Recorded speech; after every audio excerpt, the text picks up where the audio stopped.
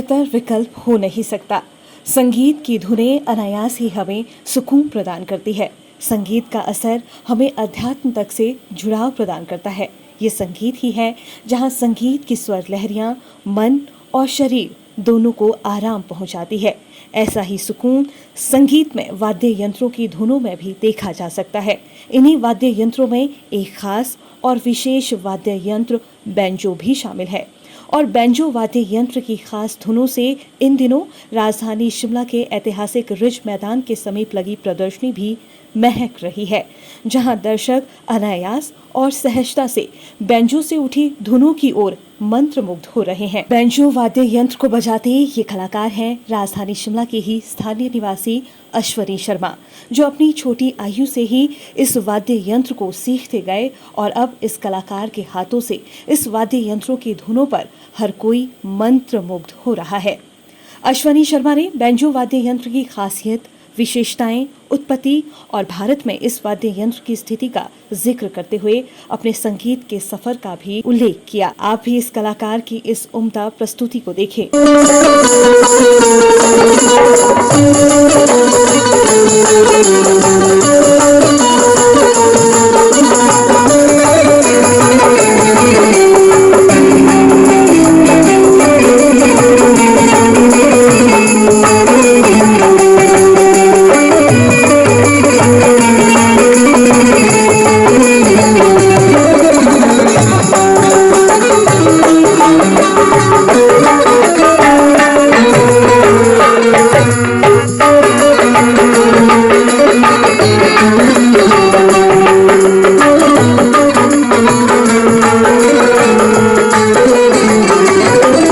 ये sir banjo है और इसको जो है हिंदी में बुलबुल तरंग कहते हैं। तो ये जापानीज इंस्ट्रूमेंट, लेकिन भारत में आई से 50-60 साल हो चुके हैं।